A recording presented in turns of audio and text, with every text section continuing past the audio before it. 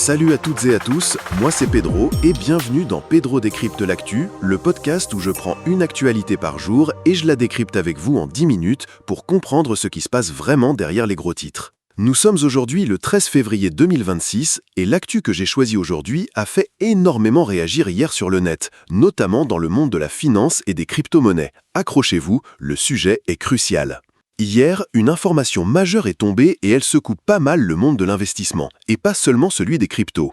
Les Pays-Bas ont voté un projet de loi visant à taxer les plus-values sur les actifs financiers, y compris bien sûr les crypto-monnaies comme le Bitcoin ou l'Ethereum. Mais la nouveauté, ce qui choque, c'est que cette taxation s'appliquerait même lorsque ces gains ne sont pas encore réalisés, c'est-à-dire même si l'investisseur n'a pas vendu ses actifs et n'a pas, disons-le, touché un seul euro de cette plus-value. Concrètement, imaginez que vous déteniez du Bitcoin, de l'Ethereum, des NFT ou d'autres actifs numériques. Si leur valeur augmente sur l'année, l'État néerlandais pourrait vous demander de payer un impôt sur cette hausse, peu importe que vous ayez encaissé cet argent ou non. Selon les informations relayées hier par plusieurs médias spécialisés comme TradingView, Cointelegraph ou encore KuCoin News, cette réforme entrerait en vigueur en 2028, avec un taux qui tournerait autour de 36% sur les gains réels, mais calculés de manière annuelle, qu'ils soient encaissés ou non. L'objectif affiché par le gouvernement néerlandais est de remplacer un système fiscal jugé injuste, basé jusqu'ici sur des rendements fictifs, par un système qui reflète là. Sur le papier, l'argument peut sembler logique, n'est-ce pas? Taxer ce que les actifs rapportent réellement et non une estimation arbitraire. C'est compréhensible de vouloir capter la valeur créée. Mais dans la pratique, cette annonce a déclenché une véritable onde de choc, notamment dans l'écosystème crypto. Pourquoi? Parce que les crypto-monnaies sont par nature extrêmement volatiles. Une hausse spectaculaire peut être suivie d'une chute brutale, parfois en quelques jours, voire quelques heures.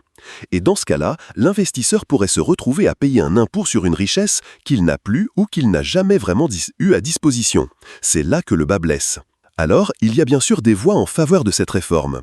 Plusieurs économistes et responsables politiques néerlandais se sont exprimés, notamment des députés des partis D66 et VVD. Ils expliquent que ce système permettrait une fiscalité plus équitable et plus transparente.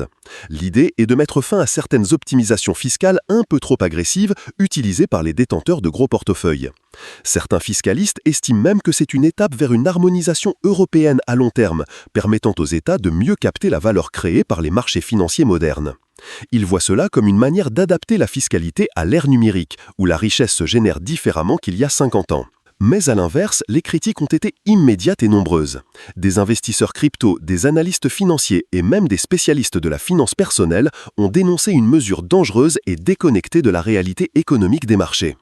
Le principal argument, et il est de taille, c'est qu'on ne devrait pas être imposé sur de l'argent que l'on n'a pas réellement gagné, ni, surtout, encaissé.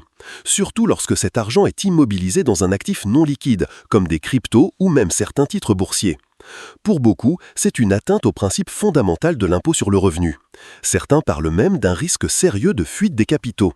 Les investisseurs pourraient être tentés de déplacer leurs actifs ou même leur résidence fiscale vers des pays plus souples et plus favorables à l'investissement. Et maintenant, la vraie question. Et la France dans tout ça? Parce que soyons clairs, dans mon cas personnel, en tant que Pedro, je ne souhaite absolument pas que ce type de taxation arrive en France. Pas parce que je suis contre l'impôt en général, au contraire, je crois que chacun doit contribuer à la hauteur de ses moyens, mais parce que je pense que taxer des gains non réalisés pose un vrai problème de principe et un vrai problème pratique pour les investisseurs. Aujourd'hui en France, et c'est une distinction cruciale, les crypto-monnaies sont taxées lorsqu'il y a une vente, donc lorsqu'il y a une réalisation effective du gain. C'est simple, c'est compréhensible et surtout c'est cohérent. Tu gagnes de l'argent concrètement, tu contribues. Mais si demain la France décidait de suivre le modèle néerlandais, on pourrait se retrouver dans une situation où des particuliers, parfois jeunes, parfois modestes, se verraient imposer une hausse temporaire de leur portefeuille, sans avoir la trésorerie pour payer l'impôt. C'est un piège redoutable pour l'investisseur lambda. Imaginez un instant, tu investis 5 000 €, ton portefeuille monte à 12 000 € en fin d'année, super, mais quelques mois plus tard, le marché flanche et il redescend à 6 000. Tu n'as rien vendu, tu n'as rien encaissé, et pourtant, tu pourrais devoir payer un impôt basé sur les 7 000 € de plus-value théorique qui a disparu depuis. Est-ce vraiment juste? Est-ce que ce n'est pas là un obstacle majeur à l'investissement et à la prise de risque, surtout pour ceux qui n'ont pas un capital énorme au départ? Certains diront que ce type de mesure pourrait empêcher la spéculation excessive et renforcer l'équité fiscale. Mais d'autres, et je me range plutôt de ce côté, répondront que cela freinerait l'innovation, découragerait l'investissement et pénaliserait une génération qui utilise les cryptos comme un outil d'émancipation financière pour tenter de se construire un patrimoine dans un monde économique toujours plus complexe. Personnellement, je pense que le débat mérite d'être posé, et posé avec beaucoup de sérieux avant que ce genre de mesure ne soit envisagé en France.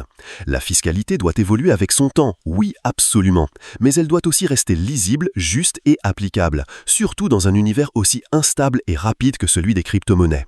Il en va de la confiance des citoyens envers leur système fiscal. Et c'est là que j'ai envie de vous faire réagir, vous qui m'écoutez. Si ce podcast vous plaît, pensez à vous abonner sur Spotify, Apple Podcasts, YouTube et à me suivre sur les réseaux sociaux. C'est grâce à vous que ce podcast vit et que le débat continue. Votre opinion compte énormément dans ce type de sujet. Et pour conclure aujourd'hui, je vous laisse avec cette question, simple mais essentielle pour notre avenir financier en France.